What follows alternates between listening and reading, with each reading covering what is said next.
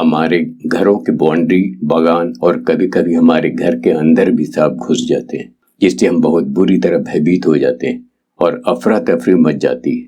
वास्तव में सांप से हमारे भयभीत होने का कारण है, और कारण यह है कि स्नेक बाइट का हमारे देश में सही समय पर सही उपचार नहीं हो पाता और लोग कम जहरीले सांप के काटे जाने पर भी जान से हाथ धो बैठते हैं।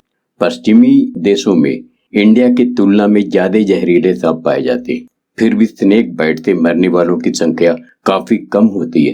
लेकिन हमारे देश में प्रति वर्ष स्नेक बाइट से मरने वालों की संख्या 40 से 45 हजार तक होती है। दोस्तों, मैं इस वीडियो में सांप को भगाने के कई सारे उपाय बताने वाला हूं, जिसका इस्तेमाल करके आप अपने घरों, आस पड़ोस को सांप से सुरक्षित रख सकते हैं।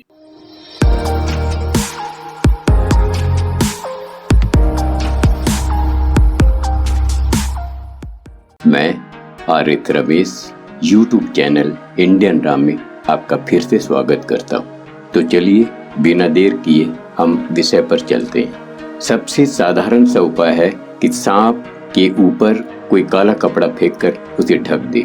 इससे सांप को महसूस होता है कि उसे कोई नहीं देख रहा है और वहाँ छुपकर बैठ जाता है। फिर उसे किसी लंबे स्टिक के द्वारा बड़े पॉलीथीन बैग या लंबे ऊंचे बाल्टी में डालकर बाहर दूर फेंक दें।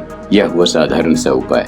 फिनाइल एक कंटेनर में ले ले 50 ml केरोसिन तेल, जिसे मिट्टी तेल या घासलेट भी बोलते हैं, और 150 ml पानी मिलाकर स्प्रे करने से या चारों ओर छिड़क देने से भी सांप भाग जाते हैं। इसका तेज गंध वह बर्दाश्त नहीं कर पाता। कार्बोलिक एसिड एक तीव्र केमिकल है जो मानव शरीर के लिए भी काफी हानिकारक होता है। इसलिए कई देशों में इसकी बिक्री पर बैन लगा दिया गया है। यह बहुत ही तीव्र और क्विक इफेक्टेड होता है। इसका छिड़काव सांपों के ऊपर सीधे होने से उसके शरीर पर घाव हो जाते हैं और कुछ दिनों बाद सांप तड़प कर मर जाता है। इसलिए इसका इस्तेमाल सावधानी पूर्वक करना चाहिए। इसके तीव्र गंध होने के कारण सांप दूर से ही भाग जाते हैं। सांप को पकड़कर बाहर निकालने में आजकल बहुत लोग स्नेक स्टिक मंगाकर या खुद बनाकर इस्तेमाल करते हैं। इससे भी सांप को पकड़कर बैग में भरकर बाहर फेंक दिया जाता है। फॉर्मलिन और अमोनिया का भी इस्तेमाल करके सांप को भगाया जाता है। फॉर्मलिन एक साफ सफाई के लिए फिनाइल की तरह ही एक लिक्विड है और अमोनिया तो खेतों में इस्तेमाल किया जाता है। इन दोनों को एक साथ डाइल्यूट कर देने से इसके तेज गंध से सांप को सांस लेने में परेशानी होने लगती है और वह वहां से भाग जाता है। इसके डाइल्यूशन को जमीन में थोड़ा खोद कर डाल देने से भी इसके गंध से सांप भाग जाते हैं और सांप को हानि भी नहीं होती। सांप कोल्ड ब्लडेड प्राणी, उसमें कॉमन करेज को ठंड ज्यादा लगती है, इसलिए ये अक्सर बिस्तर में घुस जाते हैं और इसे मानव शरीर की गर्मी भी पसंद है। इसलिए सोते समय मच्छरदानी अच्छी तरह लगाकर चारों ओर दबाकर सोना चाहिए। लहसुन 100 ग्राम पीसकर उसका जूस निकाल ले। उसमें 2 चुटकी पेपरमेंट डाल दें, जो कि पानों की दुकानों में मिल जाता है। इसे अच्छी तरह मिलाकर स्प्रे करने या छिड़काव करने से भी सांप भाग जाते हैं। नवरत्न तेल 100 ml और पानी 100 ml दोनों बराबर मिलाकर स्प्रे करने से इसके तेज सेंसिटिव गंध के कारण सांप भाग जाते हैं।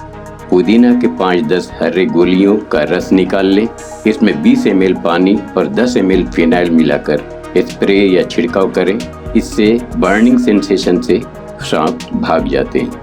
सांप सामान्यतः चूहों की तलाश में ही हमारे घरों में घुसते हैं या घर के आसपास जल जमाव के कारण आते हैं, या फिर घर में नॉनवेज बनने से इसके गंध से भी सांप नाली द्वारा घरों में घुस जाते हैं। इन उपायों के अतिरिक्त कुछ शास्त्रीय उपाय है जिसका वर्णन हमारे प्राचीन ग्रंथों में है। इन उपायों को भी करके सांप से सुरक्षित रहा जा सकता है।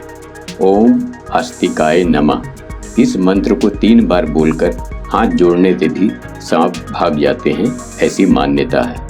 इस मंत्र को बोलते हुए कपूर और गूगल का धुआं दिखाने से भी सांप भाग जाते हैं। इस मंत्र को लाल रंग से लिखकर सांप घुसने वाले स्थान पर लगा देने से भी सांप नहीं आते। पीली सरसों पीली सरसों और देसी कपूर का चूर्ण मिलाकर बिखेर देने से भी सांप चला जाता है। नागफनी और वन तुलसी के पौधे के पास भी सांप नहीं आते।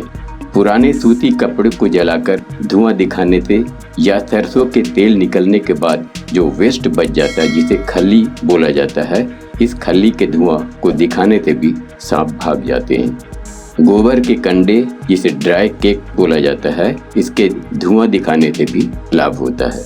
मित्रों, ये शास्त्रीय ग्रामीण उपाय हमारे मान्यता, हमारे विश्वास और आस्था पर ही निर्भर करता है। मानव हमेशा से ही अपने स्वार्थ के लिए तरह तरह के यत्न करते रहे हैं, लेकिन हमें इस बात पर भी ध्यान रखना चाहिए कि पृथ्वी में जितने भी वनस्पति जीव जंतु, सबका ही पृथ्वी में रहने का एक औचित्य है, एक उद्देश्य है, एक प्रयोजन है। प्रकृति ने उसे ऐसे बिना कारण ही उसका निर्माण नहीं किया। इनसे पूरे पर्यावरण और प्रकृति का संतुलन बना रहता है।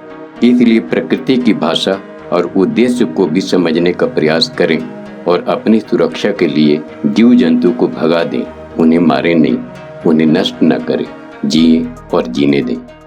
वीडियो उपयोगी लगे तो लाइक, शेयर, सब्सक्राइब जरूर कर दें तथा बेल आइकन को भी दबाना ना भूलें, ताकि इस तरह के जीवनोपयोगी वीडियो का नोटिफिकेशन आपको मिल सके।